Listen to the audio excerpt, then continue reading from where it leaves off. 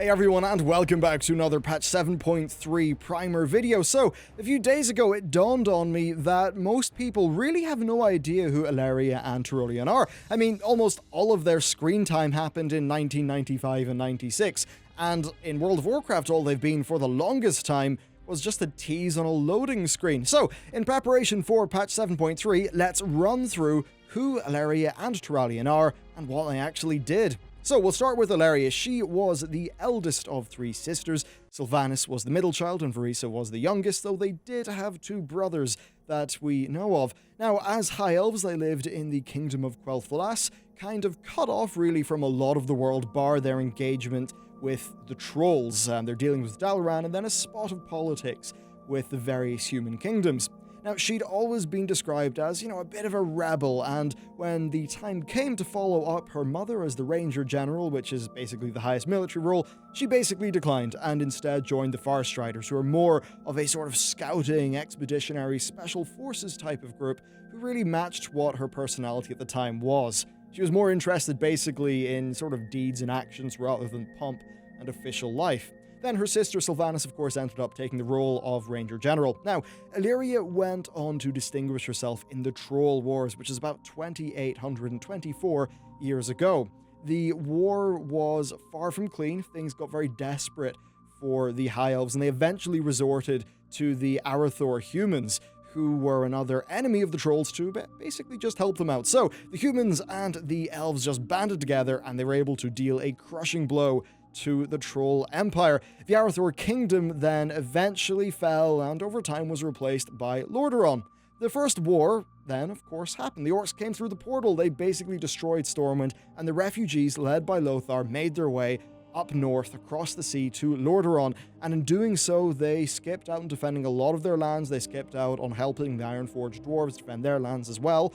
Now, shortly after Lothar landed, they got to the business of forming the First Alliance, basically a defensive pact and political union that would bind the seven human kingdoms, the Wildhammer dwarves, eventually the Ironforged dwarves, and the High Elves together. Now, the humans being humans were always bickering, with Gilneas and Alteryx threatening to just quit the whole thing entirely. They eventually, though, were all brought together by a speech from a priest known as Turalyon. He convinced them that basically what happened to Stormwind was pretty much around the corner for the rest of them if they didn't band together and actually help each other out. So with that and a few other things, the initial alliance was created and Lothar was the commander-in-chief. Basically, he was from Stormwind, it had been destroyed, and he was kind of neutral to the squabbles of the other human kingdoms. Now, they realized that they needed a little bit more neutrality in the leadership and stuff like that, and eventually, Alonsis Fowl, or Fowl whatever, suggested the creation of the Knights of the Silver Hand, which basically is the initial paladins. Turalyon was one of the first five founding members, along with Uther and Tyrion, who of course, a lot of players will know. Now, on top of this, Lothar chose Turalyon as his second in command, and all of this caused Turalyon to get a spot of imposter syndrome.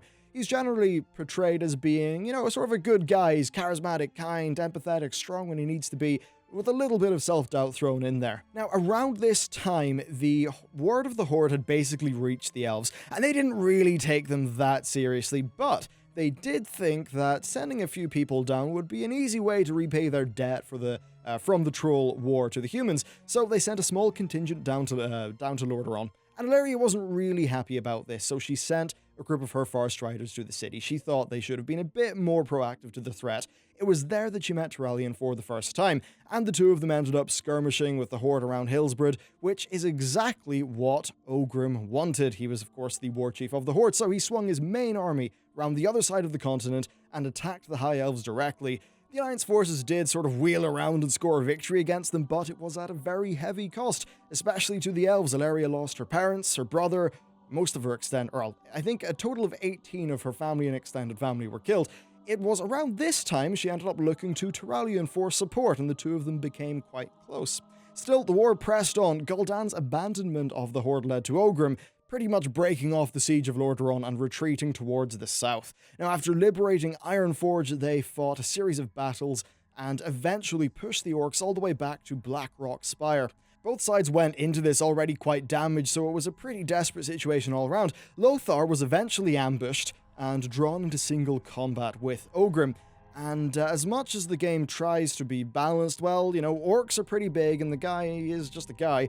Still, he fought well, but eventually was killed with the Doomhammer. Turalyon saw this happen, and well, holy shit, get your rosary beads out, because this is about to get religious. So, Turalyon had been struggling with his faith and his self-worth and all of that stuff, as we covered earlier. He essentially couldn't deal with the problem of evil. Now, do bear in mind that in these days, the light and all of that within Warcraft was basically just Christianity, and all the modern cosmic stuff wasn't a thing. So he was struggling with how all this evil could exist in the world. And he got out of it with a loophole. He kind of realized, well, orcs aren't from this planet.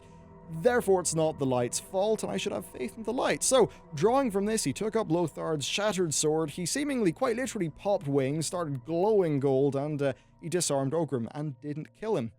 And I mean literally popping Avenging Wrath, just like Yril from that cinematic. The guy was so jacked up, he was literally shining. So Turalyon then would go on to lead the humans to victory in the Second War, culminating with him giving Khadgar the opening that he needed and the defense to seal the Dark Portal. Now, some orcs were left behind, fending for themselves, and, well, now that they were cut off from their home, they were pretty much, out of luck. Alleria was very angry, though, very much consumed with fury at all of the stuff that had happened to her and her family, so she made it her mission to ruthlessly hunt them down. And she did this to the point where even her friends were getting concerned about how dark she had basically been. Now, that pretty much is it for the Second War, but at some point during the war, they did hook up, and they had a son called Arator, and overall, as a relationship, they're constantly described as lovers, but it's implied that they do end up spending quite a, significant chunks of time apart because of their various different duties, but still, they did have a son, and they quite clearly did end up loving each other. But of course, the Second War is not the last we would see of the orcs. Terran Gorefiend convinced Ner'zhul that they could open up fresh portals to other worlds, and basically the promise of new lands to raid and conquer was enough to band the orc clans together again. Khadgar had picked up on this, and the Alliance expedition was formed with the goal of going through the portal and ending the Horde threat for good. Alleria saw this initially as a chance for vengeance, so she and her rangers came along for the ride. Before leaving, she split her necklace up into 3 parts. She kept one for herself, and she gifted the other 2 to her sisters. So then they arrived in Draenor, and basically, while she was fighting there, it began to dawn on her that really there was more to all this than just her lust for vengeance. Seeing what was sort of at stake and being back around Turalyon seems to have helped her deal with her anger and all the stuff that had been plaguing her for years. So, really, at this point, she's more committed both to Turalyon and the overall goals of the expedition, and they did have quite a few adventures on this expedition. The most notable are when her, Khadgar, and Turalyon teamed up with Gruul to defeat Deathwing and claim the Skull of Gul'dan, and then of course later on they defended Khadgar as he sealed the Dark Portal pretty much for good, and then the whole group fled to the Twisting Nether, avoiding the essentially planet-destroying forces that Ner'zhul's portals had unleashed. And when they returned to Draenor, well, Draenor was in the process of turning into Outland. The expedition then regrouped at Honor Hold, and they essentially just went about securing themselves on the Shattered Planet. Around 3 years after this, though, Alleria and Turalyon went missing, and people did search for them, but no one could find them, and for the longest time, that was it. Nobody knew what happened until now. Turalyon sent a message to Khadgar and his son through Light's Heart, and here we learn that the Army of the Light has been resisting the Legion for thousands of years, due to how the Twisting Nether essentially warps time. Sometime close to the start of the Legion expansion, I presume, Alleria was captured by the Legion and imprisoned in Niskara, but of course she escaped, but wasn't able to get her bow, which was picked up by the Unseed Path, apparently led by me. So as characters, Alleria she's a person of action. She's not really one for the rules, she's more of a risk taker. She was prone to anger, but seems to have fought through that. Turalyon he's a fairly heroic, sort of lawful good character. For me, Alleria is by far the most interesting of the two, so I'm really looking forward to her being a prominent character more than with Turalyon, and for reasons that I'm sort of won't get into here in the patch, I think, there's a good chance she will be a strong character moving forward. I think her and Khadgar could be sort of 2 more personable, interesting characters for us to deal with in the future. Now, one lingering question is time.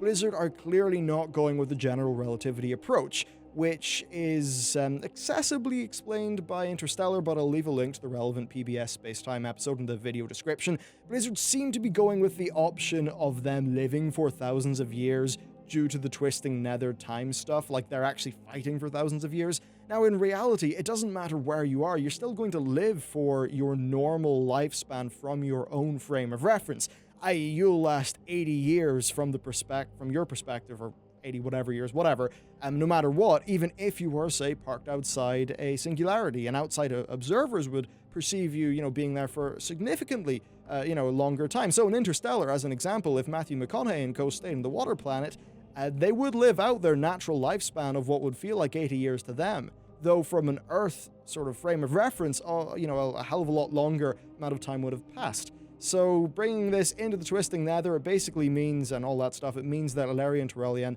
have lived extremely long lives, and they're going to go into all of this with a pretty absurd amount of training, knowledge, and expertise. And the rest of the story would be a massive spoiler for patch 7.3, so that is where we're going to lead it. There is spoiler content for the patch on this channel if you want it, but I'm not going to cover that here. Guys, thank you very much for watching this video. Hope you found it useful and hope you learned something new. Let me know if you've got any suggestions or comments down in the comment section, but with that, thank you for watching, and I will see you next time.